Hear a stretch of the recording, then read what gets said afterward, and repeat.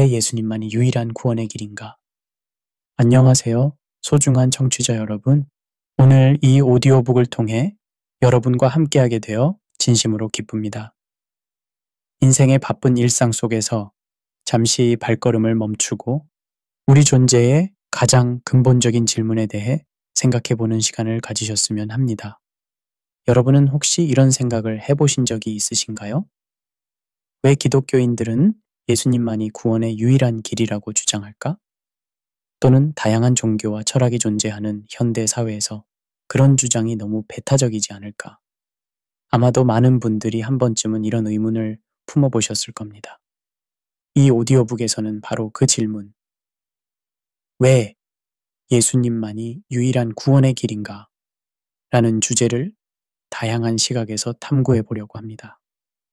이 여정은 단순한 종교적 교리의 나열이 아닌 인간 존재의 본질, 영적 갈망, 그리고 궁극적 진리에 대한 깊은 탐색이 될 것입니다. 저는 이 이야기를 통해 여러분과 함께 역사적, 철학적, 심리학적, 사회학적, 그리고 물론 성경적 관점에서 이 주제를 살펴보고자 합니다. 때로는 도전적인 질문을 던지고, 때로는 개인적인 성찰을 나누며 학문적 깊이와 일상의 예시를 오가는 여정이 될 것입니다. 자, 이제 함께 이 여정을 시작해 볼까요? 제1장, 인간의 근원적 갈망과 종교의 다양성. 인류 역사를 돌아보면 모든 문화와 시대를 통틀어 인간에게는 초월적 존재를 향한 갈망이 있어 왔습니다. 동굴 벽화부터 현대의 웅장한 성당까지 인간은 항상 자신보다 더 큰 무언가를 찾아왔습니다. 왜 그랬을까요? 심리학자 칼 융은 이것을 집단 무의식이라 불렀습니다. 그에 따르면 모든 인간의 깊은 보이지 않는 곳에는 신성함을 향한 원형적 갈망이 자리하고 있다는 것이죠. 이는 마치 목마른 사람이 물을 찾는 것처럼 자연스러운 현상입니다. 생각해 보세요. 여러분이 어렸을 때 밤하늘의 별을 올려다보며 느꼈던 그 경이로움을, 또는 거대한 산맥 앞에서 경험했던 그 압도적인 감정을, 그것은 단순한 감상이 아니라 우리 안에 내재된 초월적 존재를 향한 갈망의 표현일지도 모릅니다. 하지만 여기서 중요한 질문이 생깁니다. 왜 그토록 다양한 종교와 영적 체계가 존재할까요? 세계를 둘러보면 힌두교, 불교, 이슬람교, 기독교 등 수많은 종교가 각자의 진리를 주장하고 있습니다. 모두가 다르게 보이는 이 길들이 과연 같은 목적지로 향하고 있는 걸까요? 종교학자 휴스턴 스미스는 세계의 종교들은 같은 산의 다른 경로일 뿐이라고 말했습니다. 이 관점에서는 모든 종교가 결국 같은 신성한 진리를 다른 방식으로 표현하고 있을 뿐이라는 것이죠. 이것은 매우 매력적인 관점이지만 과연 그럴까요? 기독교의 관점은 다릅니다. 성경은 요한복음 14장 6절에서 예수님의 말씀을 이렇게 기록합니다. 내가 곧 길이요 진리요 생명이니 나로 말미암지 않고는 아버지께로 올 자가 없느니라. 이 구절은 분명히 예수님만이 하나님께 이르는 유일한 길이라고 선언하고 있습니다. 이런 주장이 현대의 다원주의 사회에서는 종종 불편하게 들릴 수 있습니다. 그건 너무 배타적이지 않나요? 라는 질문이 자연스럽게 떠오르죠. 하지만 여기서 우리는 한 걸음 물러서서 생각해 볼 필요가 있습니다. 만약 객관적 진리가 존재한다면 그 진리는 본질적으로 배타적일 수밖에 없지 않을까요? 예를 들어볼게요. 서울에서 부산으로 가는 길은 여러 개가 있을 수 있습니다. 고속도로, 기차, 비행기 등 다양한 방법이 있죠. 하지만 서울에서 부산이 아닌 평양으로 가는 길을 택한다면 어떻게 될까요? 아무리 열심히 가도 목적지에 도달할 수 없습니다. 목적지가 정해져 있다면 그곳에 이르는 길에는 객관적인 옳고 그름이 존재할 수밖에 없는 것입니다. 이제 우리는 다음과 같은 질문을 던져봐야 합니다. 만약 기독교의 주장이 사실이라면, 즉, 인간이 죄로 인해 하나님으로부터 분리되었고 예수님만이 그 간격을 메울 수 있는 유일한 중보자라면, 그것은 배타적인 것이 아니라 오히려 포용적인 메시지가 아닐까? 예수님은 누구든지 내게 오는 자는 내가 결코 내쫓지 않으리라고 요한복음 6장 37절에서 말씀하셨습니다. 여기에는 인종, 성별, 과거의 행적에 상관없이 모든 사람을 향한 초대가 담겨 있습니다. 이 장을 마치며 저는 여러분에게 묻고 싶습니다. 여러분의 마음 깊은 곳에서 갈망하는 것은 무엇인가요? 그리고 그 갈망을 채우기 위해 어떤 길을 선택하고 계신가요?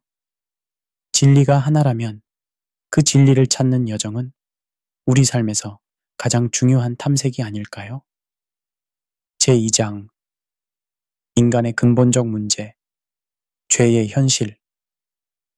지금부터는 조금 불편할 수도 있는, 하지만 반드시 마주해야 할 주제에 대해 이야기해 보려 합니다. 바로 죄라는 현실입니다. 현대사회에서 죄라는 단어는 종종 시대착오적이거나 판단적으로 들릴 수 있습니다. 많은 사람들이 나는 나쁜 사람이 아니야. 남에게 해를 끼치지 않고 나름대로 선하게 살고 있어. 라고 생각합니다. 그리고 그것은 어느 정도 사실입니다. 대부분의 사람들은 살인이나 강도 같은 중대한 범죄를 저지르지는 않습니다. 하지만 성경에서 말하는 죄의 개념은 단순히 도덕적 잘못을 넘어 더 근본적인 문제를 가리킵니다. 그리스어로 죄를 의미하는 하마르티아는 표적을 빗나가다 라는 의미를 가지고 있습니다. 이는 우리 인간이 본래 창조된 목적과 방향에서 벗어났다는 것을 의미합니다. 철학자 키에르케고르는 이것을 절망의 병이라고 불렀습니다. 그에 따르면 인간은 유한한 존재이면서도 무한을 갈망하는 모순적 존재입니다. 우리는 영원을 꿈꾸지만 죽음을 피할 수 없고 완전함을 추구하지만 항상 부족함에 직면합니다. 이런 간극이 우리 안에 깊은 불안과 절망을 만들어낸다는 것이죠. 일상에서 이런 모습을 쉽게 발견할 수 있습니다. 우리는 왜 항상 더 많은 것을 원할까요? 더 나은 직업, 더 큰 집, 더 많은 인정. 그러나 이런 것들을 얻더라도 마음속 빈 공간은 채워지지 않습니다. 마치 짠 물을 마실수록 더 갈증이 나는 것처럼요. 심리학자 로렌스 크랩은 이것을 핵심 갈망이라고 표현했습니다. 모든 인간의 마음 깊은 곳에는 인정받고 싶은 욕구, 목적이 있는 삶을 살고 싶은 욕구, 그리고 온전히 사랑받고 싶은 욕구가 있다는 것이죠. 그러나 이런 갈망은 피상적인 관계나 성취로는 채워지지 않습니다. 성경은 이런 상태를 영적 사망이라고 표현합니다. 에베소서 2장 1절은 그때에 너희는 허물과 죄로 죽었던 자들이라고 말합니다. 이는 우리가 육체적으로 죽었다는 의미가 아니라 하나님과의 관계가 단절되어 영적으로 생명력을 잃은 상태를 가리킵니다. 로마서 3장 10절에서 12절에는 이런 구절이 있습니다. 의인은 없나니 하나도 없으며 깨닫는 자도 없고 하나님을 찾는 자도 없고 다 치우쳐 함께 무익하게 되었으니 선을 행하는 자는 없나니 하나도 없도다. 이 말씀은 인간의 보편적 상태를 묘사하고 있습니다. 그렇다면 여기서 중요한 질문이 생깁니다. 우리가 도덕적으로 선한 일을 한다면 그것으로 충분하지 않을까? 많은 종교와 철학이 이런 접근법을 취합니다. 선행, 명상, 종교적 의식 등을 통해 자신을 향상시키고 궁극적으로 구원에 이를 수 있다는 것이죠. 하지만 이런 접근법에는 근본적인 한계가 있습니다. 만약 죄의 문제가 단순히 행위의 문제가 아니라 존재의 문제라면 어떨까요? 사과나무가 사과를 맺는 것은 그것이 사과나무이기 때문입니다. 마찬가지로 인간이 죄를 짓는 것은 그것이 우리의 본성이 되어버렸기 때문이라는 것이 성경의 관점입니다. 달리 말하면 문제는 우리가 무엇을 하는가가 아니라 우리가 무엇인가에 있다는 것입니다. 죄는 우리의 행동이 아니라 우리의 상태를 가리킵니다. 그리고 이런 근본적인 상태는 우리 스스로의 노력으로는 변화시킬 수 없습니다. 이것은 마치 익수하는 사람이 수영 강습을 받으려 하는 것과 같습니다. 그에게 필요한 것은 수영 기술이 아니라 즉각적인 구조입니다. 마찬가지로 영적으로 죽은 상태에서 우리에게 필요한 것은 자기 개선이 아니라 새 생명입니다. 여기서 우리는 깊은 딜레마에 직면합니다. 한편으로는 인간으로서 우리의 본성이 변화되어야 하지만 다른 한편으로는 우리 스스로 그것을 변화시킬 능력이 없습니다. 그렇다면 해결책은 무엇일까요? 이 장을 마치며 여러분에게 질문을 던집니다. 여러분은 자신의 내면 깊은 곳에서 어떤 갈망과 공허함을 느끼시나요? 그리고 그것을 채우기 위해 어떤 시도를 해보셨나요? 그 시도들이 영구적인 만족을 주었나요? 아니면 일시적인 위안에 그쳤나요? 제3장 하나님의 해결책 예수 그리스도의 유일성 앞서 우리는 인간의 근본적인 문제가 단순한 행위의 문제가 아니라 존재의 문제, 즉 하나님으로부터 분리된 영적 사망의 상태라는 것을 살펴보았습니다. 그렇다면 이 심오한 문제에 대한 하나님의 해결책은 무엇일까요? 기독교 신학은 이 질문에 대한 답으로 성육신이라는 놀라운 개념을 제시합니다. 하나님이 직접 인간의 모습으로 이 세상에 오셨다는 것입니다. 요한복음 1장 14절은 이렇게 말합니다. 말씀이 육신이 되어 우리 가운데 거하심에 우리가 그의 영광을 보니 아버지의 독생자의 영광이요 은혜와 진리가 충만하더라. 이는 세계 종교사에서 유례없는 주장입니다. 대부분의 종교에서 신은 멀리 있는 존재이거나 인간이 노력을 통해 다가가야 하는 대상입니다. 그러나 기독교에서는 하나님이 먼저 인간에게 다가오셨다는 것이 핵심입니다. 철학자 C.S. 루이스는 이것을 위대한 기적이라고 불렀습니다. 그는 이렇게 말했습니다. 기독교의 중심 기적은 선육신입니다. 다른 모든 기적은 이를 위한 준비이거나 그 자연스러운 결과입니다. 이것이 왜 그토록 중요할까요? 인간의 근본적인 문제가 하나님과의 단절이라면 그 해결책은 하나님과 인간 사이에 다리를 놓는 것입니다.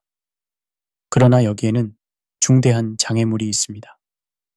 바로 하나님의 거룩하심과 공의입니다. 신학자 I.C. 스프로울은 이렇게 표현했습니다. 하나님의 거룩하심은 단순히 그분이 죄가 없다는 것이 아니라 그분이 모든 죄에 대해 완전한 혐오감을 가지신다는 것을 의미합니다. 거룩한 하나님은 죄를 그냥 넘어갈 수 없으십니다. 그것은 그분의 본성에 위배됩니다. 일상적인 예를 들어보겠습니다. 만약 판사가 유죄가 명백한 범죄자에게 괜찮아, 그냥 가도 돼 라고 말한다면 어떨까요? 그는 자비로운 판사일 수 있지만 공의로운 판사는 아닙니다. 진정한 공의는 죄에 대한 적절한 형벌을 요구합니다.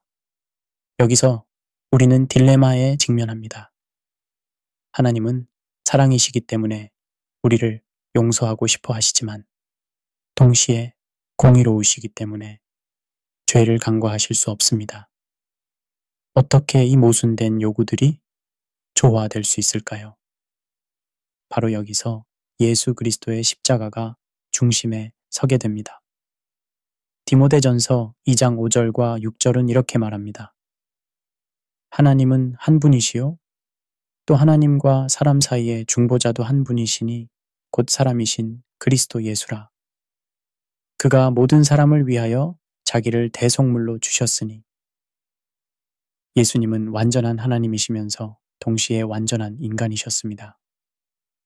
그분만이 하나님과 인간 사이의 강역을 메울 수 있는 유일한 존재였습니다.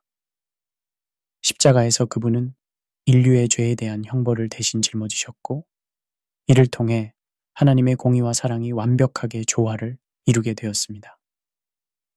역사학자 필립 샤프는 예수님에 대해 이렇게 말했습니다. 그는 탁월한 천재도, 위대한 철학자도, 웅병가도, 시인도, 정치가도 아니었습니다. 그러나 그는 세상의 죄를 없애고 하나님과 인간을 화해시키며 땅과 하늘을 연결하는 일을 했습니다. 여기서 중요한 질문이 제기됩니다. 왜 다른 종교적 지도자나 철학자가 아닌 예수님만이 이 일을 할 수 있었을까요? 불교의 석가모니, 이슬람의 무함마드, 유교의 공자 등 역사적으로 많은 위대한 스승들이 있었습니다. 그들과 예수님의 차이점은 무엇일까요? 첫째, 예수님은 단순히 진리를 가르치는 것이 아니라 자신이 진리라고 주장하셨습니다. 요한복음 14장 6절에서 내가 곧 길이요, 진리요, 생명이니 라고 말씀하셨습니다. 다른 종교 지도자들은 이것이 진리의 길이다 라고 말했지만 예수님은 내가 진리다 라고 말씀하셨습니다. 둘째, 예수님은 자신이 죄를 용서할 권능이 있다고 주장하셨습니다. 마가복음 2장에서 중풍병자에게 내 죄가 사함을 받았느니라 라고 말씀하셨을 때 종교 지도자들은 이를 신성모독으로 여겼습니다. 왜냐하면 죄를 용서할 수 있는 권한은 오직 하나님만이 가지고 있기 때문입니다. 셋째, 예수님은 죽음에서 부활하셨습니다. 기독교 신앙의 핵심은 빈 무덤입니다. 예수님이 십자가에서 돌아가신 후 3일 만에 부활하셨다는 것은 그분이 단순한 인간이 아니라 죽음을 이기신 하나님이심을 증명합니다. 법학자이자 역사 연구가인 사이먼 그린리프는 원래 예수의 부활을 반박하기 위해 증거를 연구하기 시작했지만 결국 이렇게 결론 지었습니다. 부활에 대한 증거는 법정에서 인정될 수 있는 어떤 사건의 증거보다도 더 강력하고 설득력 있다. 이런 이유로 사도 베드로는 사도행전 4장 12절에서 이렇게 선언했습니다. 다른 이로서는 구원을 받을 수 없나니 천하 사람 중에 구원을 받을 만한 다른 이름을 우리에게 주신 일이 없음이라. 많은 현대인들에게 이런 주장은 불편하게 들릴 수 있습니다. 모든 종교는 같은 산에 다른 경로일 뿐이라는 생각이 더 편안하게 느껴질 수 있죠. 하지만 만약 인간의 문제가 정말로 영적 사망이라면, 그리고 예수님만이 그 문제를 해결할 수 있는 유일한 존재라면, 이런 배타성은 사실 가장 포용적인 메시지가 됩니다. 왜냐하면 예수님은 수고하고 무거운 짐진 자들아, 다 내게로 오라, 내가 너희를 쉬게 하리라고 마태복음 11장 28절에서 말씀하셨기 때문입니다. 이것은 모든 인류를 향한 초대입니다. 인종, 성별, 사회적 지위, 과거의 죄에 상관없이 누구나 예수님을 통해 하나님께 나아갈 수 있습니다. 이 장을 마치며 여러분에게 묻고 싶습니다. 여러분은 예수님을 어떤 분으로 생각하시나요? 단순한 도덕교사, 위대한 선지자, 아니면 그 이상의 존재? 만약 그분이 정말로 하나님이시라면 그분의 주장은 단순한 의견이 아니라 우리 모두가 진지하게 고려해야 할 진리가 아닐까요? 제4장, 다른 길들의 한계, 자력 구원의 불가능성. 지금까지 우리는 인간의 근본적인 문제와 하나님의 해결책에 대해 살펴보았습니다. 이제는 다른 종교와 철학적 체계들이 제시하는 구원의 길들을 검토해 보려 합니다. 이것은 결코 다른 신앙을 비난하거나 폄하하려는 의도가 아닙니다.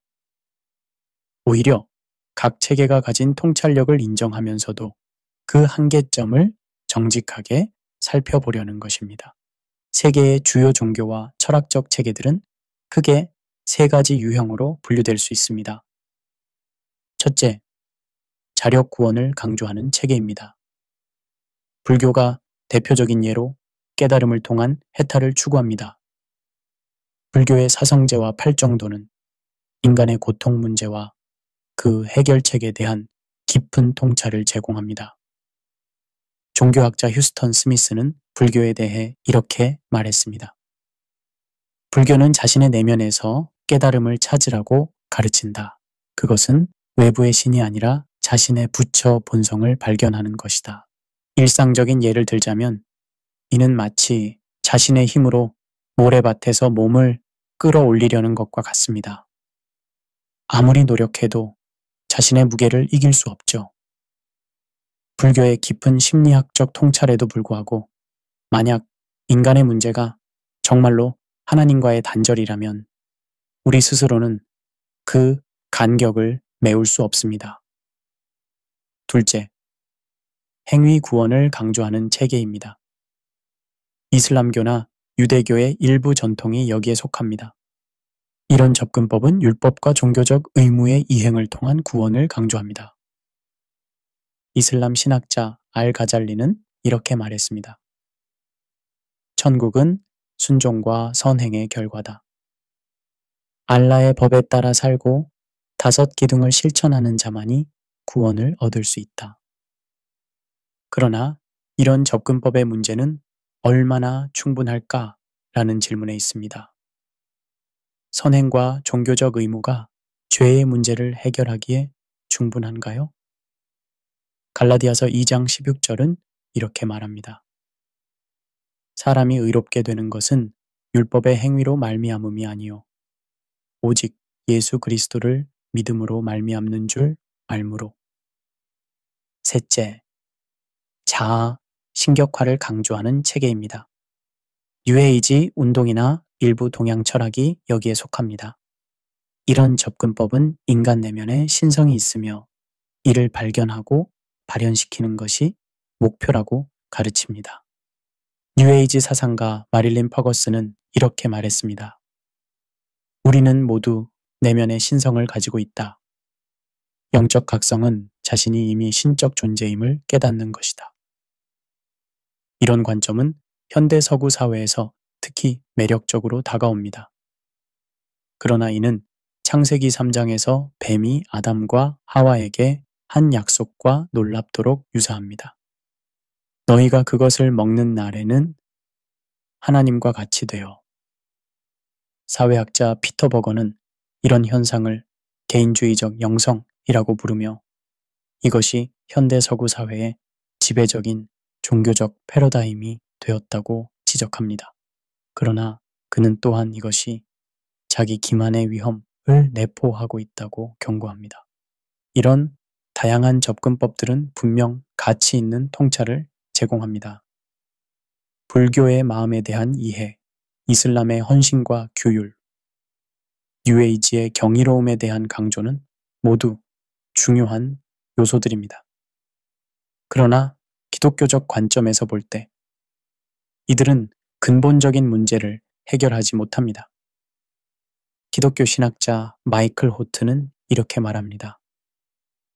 모든 종교는 행하라고 말하지만 기독교만은 완료되었다고 말한다.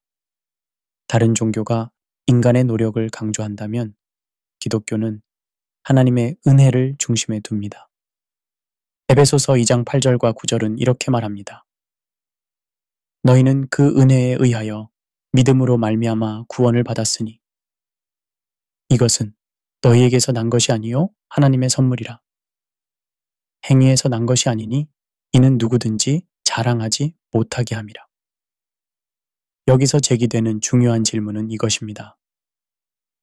왜 하나님은 다른 길을 인정하지 않으시는가? 이는 종종 기독교 신앙에 대한 비판으로 제기됩니다. 그러나 이 질문은 문제의 본질을 오해하고 있습니다. 만약 어떤 사람이 심각한 질병에 걸렸다고 가정해 봅시다. 의사가 유일한 치료법을 제시했을 때 우리는 왜 다른 치료법은 인정하지 않는가? 라고 비판하지 않습니다.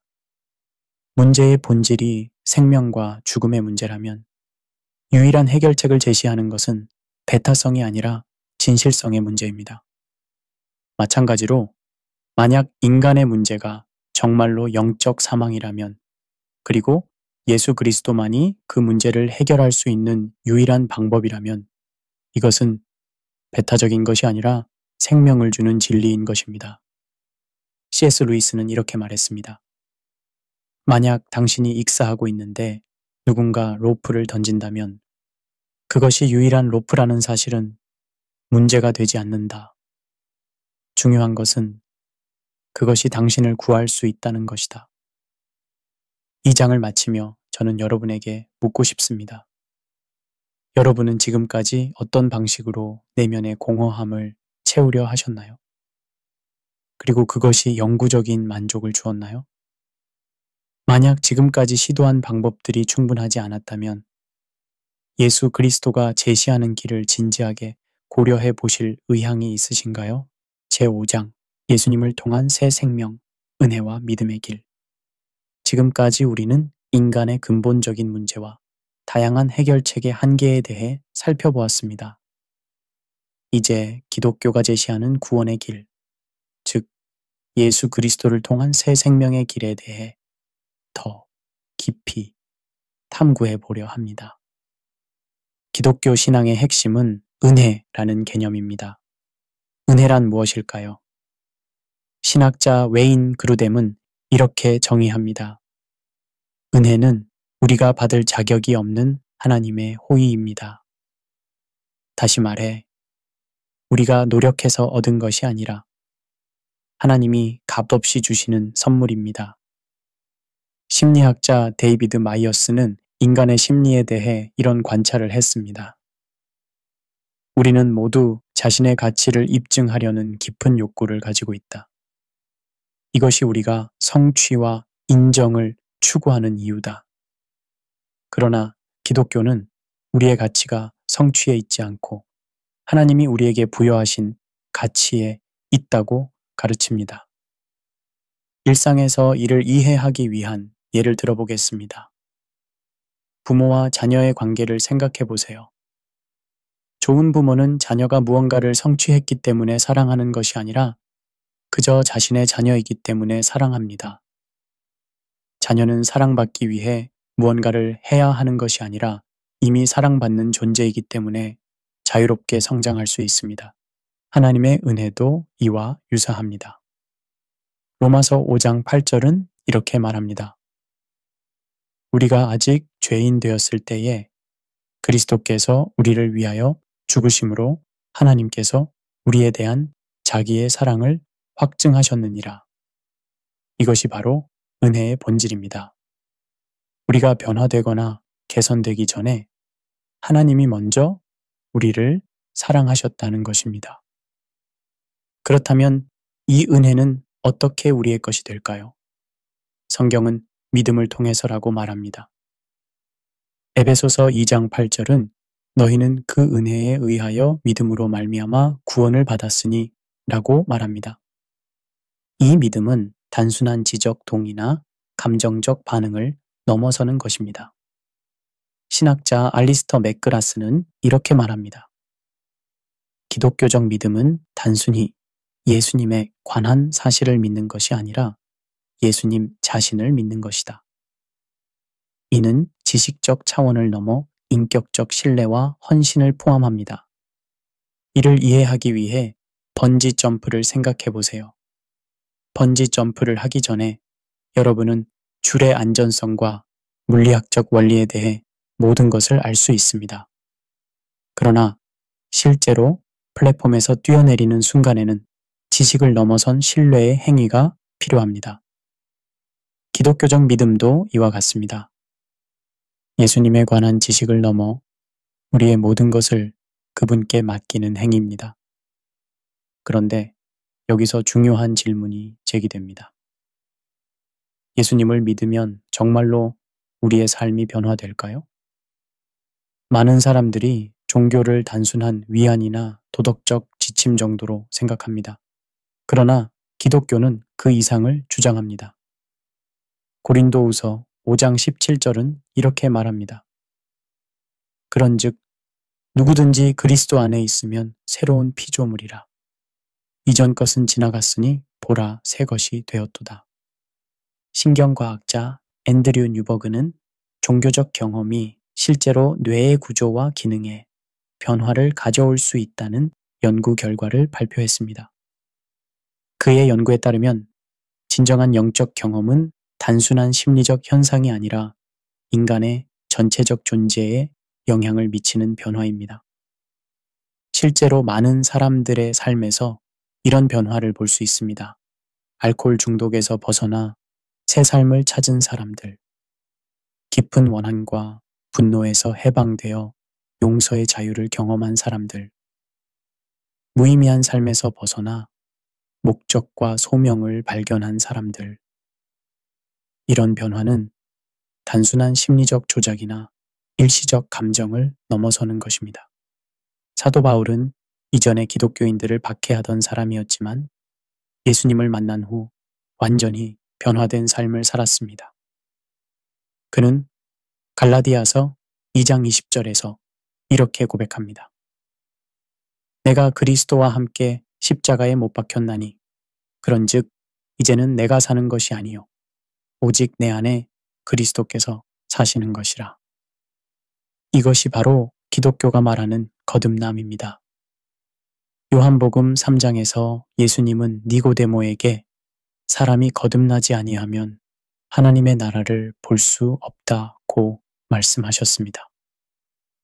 이는 단순한 종교적 개종이나 도덕적 개선이 아니라 영적 본성의 근본적 변화를 의미합니다. 신학자 제이 아이패커는 이렇게 말했습니다. 거듭남은 우리가 하는 것이 아니라 성령께서 우리 안에서 행하시는 것이다. 이는 우리의 노력으로 이루어지는 것이 아니라 하나님의 능력에 의해 이루어지는 변화다. 그렇다면 여기서 또 다른 중요한 질문이 제기됩니다. 이 모든 것이 사실이라면 우리는 어떻게 반응해야 할까요? 사도행전 16장에서 빌립보 간수가 바울과 실라에게 물었던 것처럼 말입니다. 선생들이여, 내가 어떻게 하여야 구원을 받으리이까? 그 질문에 대한 답은 단순합니다. 주 예수를 믿으라. 그리하면 너와 내 집이 구원을 받으리라.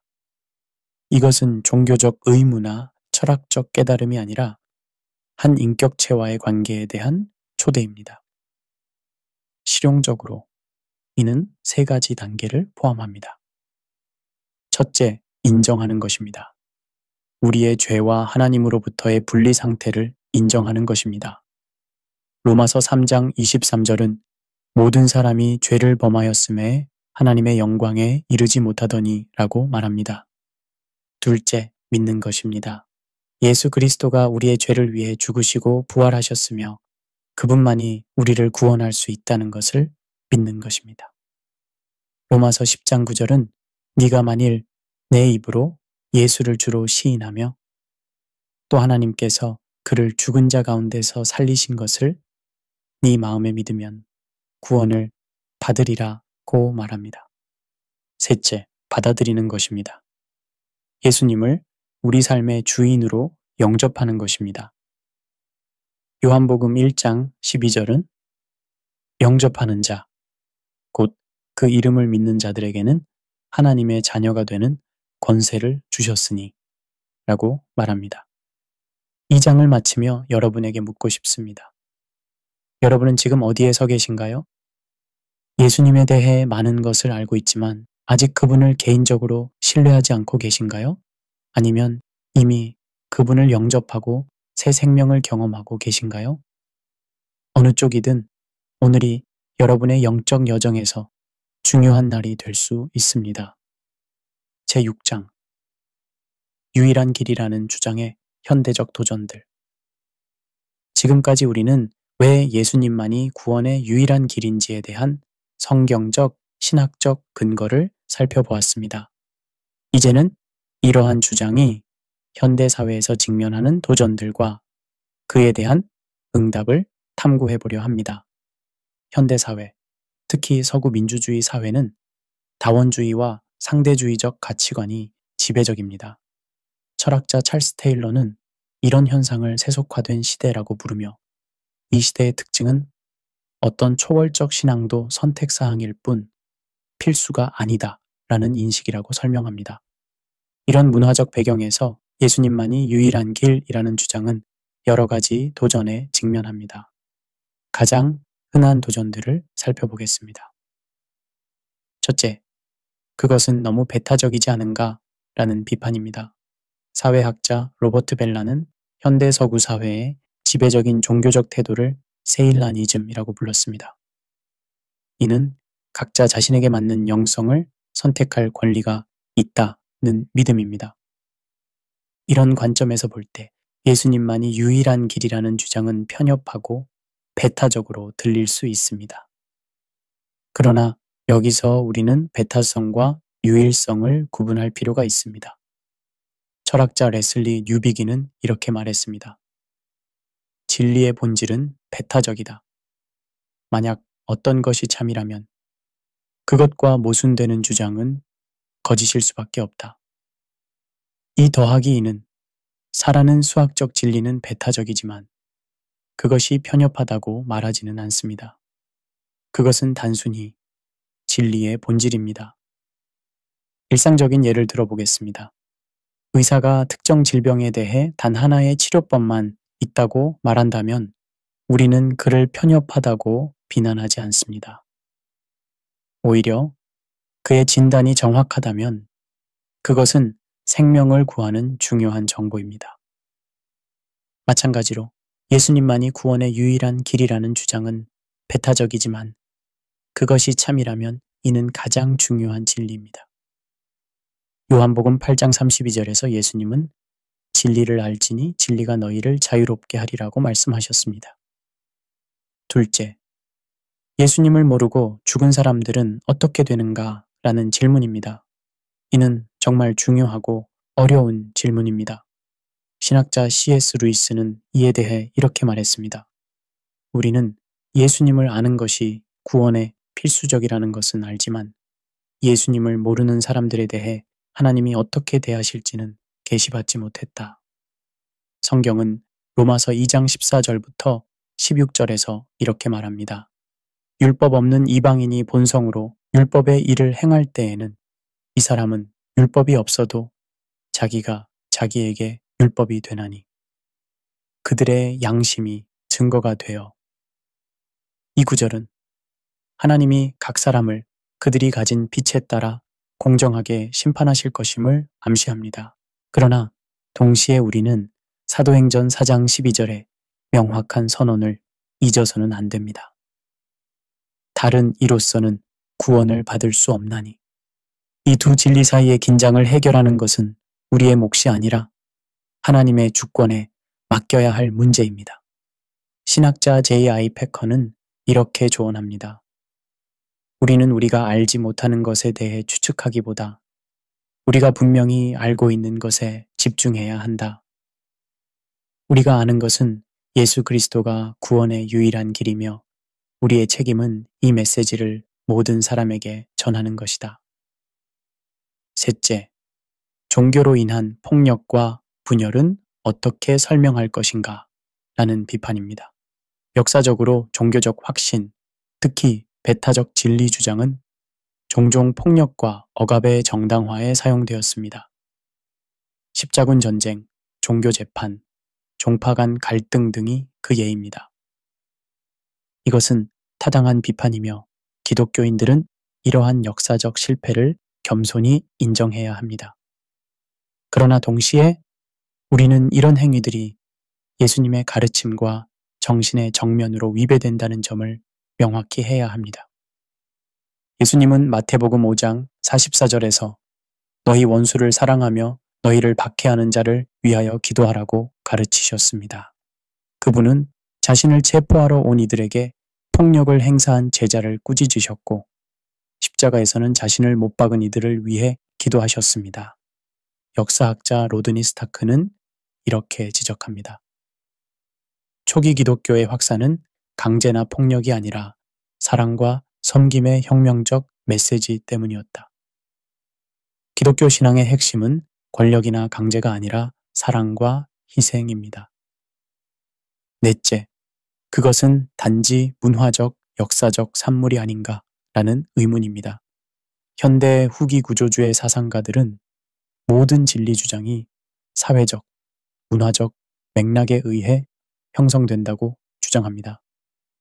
이런 관점에서는 예수님만이 유일한 길이라는 주장도 단지 특정 문화적, 역사적 상황의 산물에 불과합니다. 이 비판에 대해 기독교 철학자 알빈 플랜팅가는 이렇게 대응합니다. 모든 믿음이 문화적 영향을 받는다는 것은 사실이지만 그것이 그 믿음의 진리 가치를 무효화하지는 않는다. 중요한 것은 그 믿음이 현실과 일치하는가의 문제다. 실제로 기독교는 시간과 문화를 초월하여 다양한 배경의 사람들의 삶에 깊은 영향을 미쳐왔습니다. 아프리카의 농부부터 아시아의 학자, 유럽의 철학자까지 예수 그리스도의 메시지는 문화적 경계를 넘어 사람들의 마음에 울림을 주어왔습니다. 다섯째, 다른 종교에도 선한 가르침이 많지 않은가라는 질문입니다. 물론 세계의 모든 주요 종교에는 가치 있는 지혜와 통찰이 있습니다.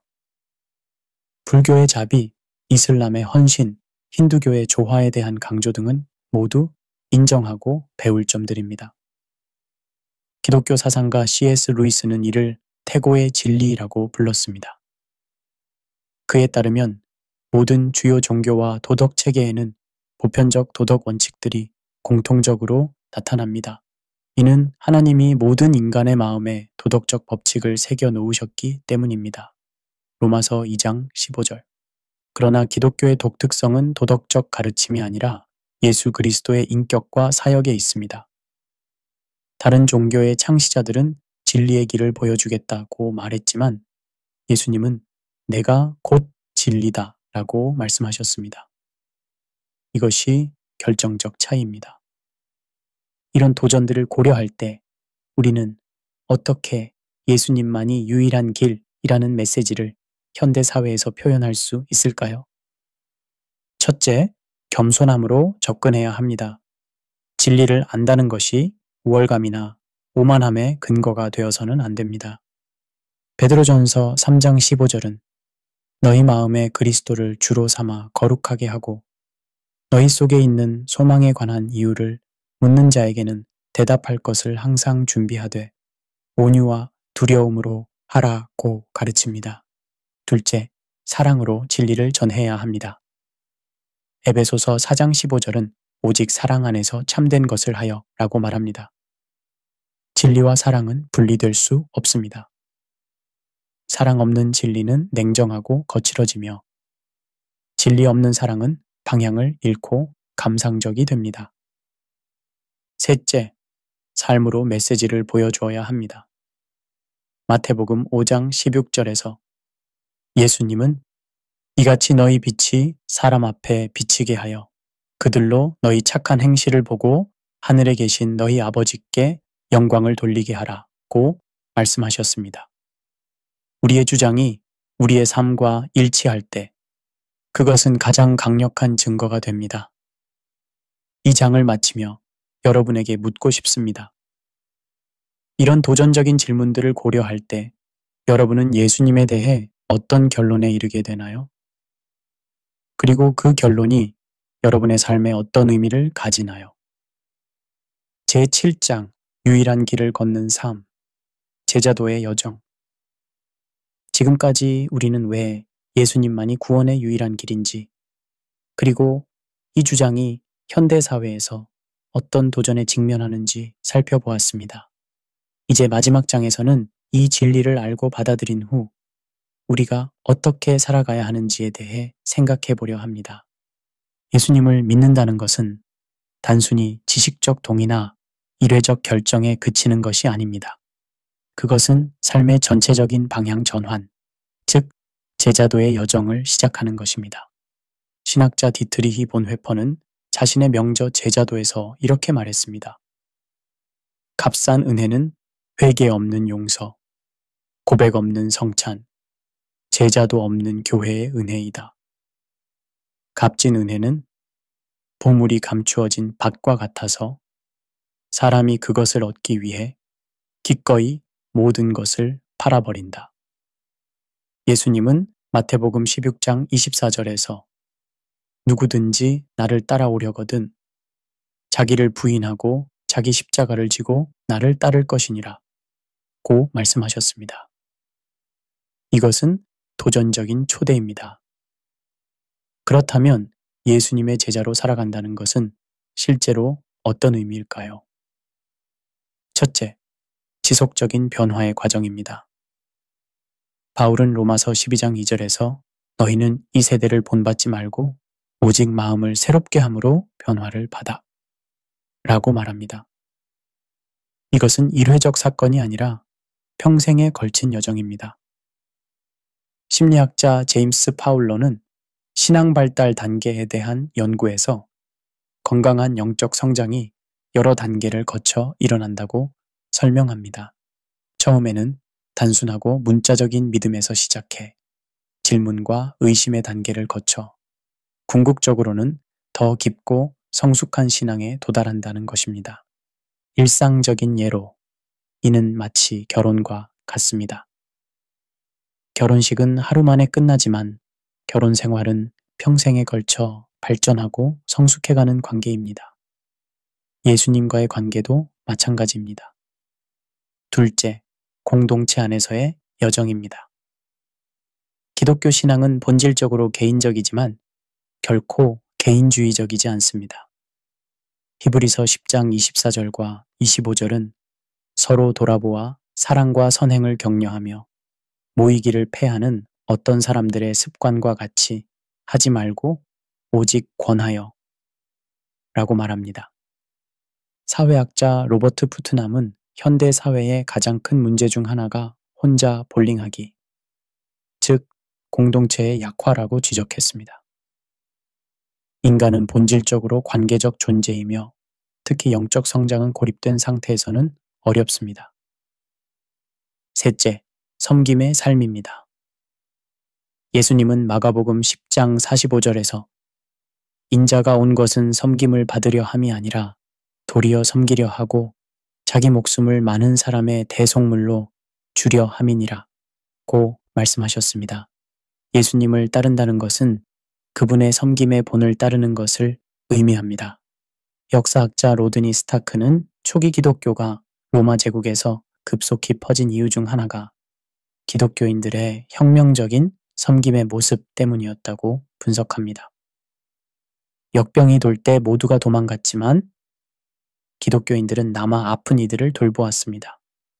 이것이 강력한 증거가 되었습니다. 넷째, 세상 속에서의 소금과 빛의 역할입니다. 예수님은 마태복음 5장에서 제자들을 세상의 소금과 세상의 빛이라고 부르셨습니다. 이것은 우리가 세상과 분리되어 살아야 한다는 것이 아니라 세상 속에서 변화의 주체가 되어야 함을 의미합니다. 문화 비평가 앤디 크라우치는 문화 만들기라는 책에서 기독교인들이 문화를 단순히 비판하거나 소비하는 데 그치지 말고 적극적으로 좋은 문화를 창조해야 한다고 주장합니다. 이것이 세상에 영향을 미치는 방법입니다. 다섯째, 희망 가운데 살아가는 것입니다. 베드로전서 3장 15절은 너희 속에 있는 소망에 관한 이유를 묻는 자에게는 대답할 것을 항상 준비하되 라고 말합니다. 기독교인의 삶은 현재의 어려움에도 불구하고 궁극적인 희망을 품고 사는 것입니다. 철학자 니콜라스 월터 스토프는 정의의 눈물 흘리기라는 책에서 기독교적 희망이란 현실의 아픔을 부정하는 것이 아니라 그 아픔 가운데서도 하나님의 최종적 승리를 믿는 것이라고 설명합니다. 마지막으로 이 모든 것은 유일한 구원의 길이신 예수님과의 지속적인 관계에 근거합니다. 요한복음 15장 5절에서 예수님은 나는 포도나무요 너희는 가지라. 그가 내 안에 내가 그 안에 거하면 사람이 열매를 많이 맺나니 나를 떠나서는 너희가 아무것도 할 수 없음이라 고 말씀하셨습니다. 영성작가 헨리 나우에는 이렇게 말했습니다. 기도는 우리가 해야 할 많은 일 중 하나가 아니라 우리가 누구인지를 숨쉬듯 표현하는 것이다. 예수님과의 관계는 우리 정체성의 핵심이며 이 관계에서 제자도의 모든 측면이 흘러나옵니다. 이 장을 마치며 여러분에게 묻고 싶습니다. 예수님이 정말로 구원의 유일한 길이라면 그것이 여러분의 일상적인 선택과 우선순위에 어떤 영향을 미치나요? 그분의 제자로서 여러분은 어떤 삶을 살고 싶으신가요? 에필로그, 선택의 순간.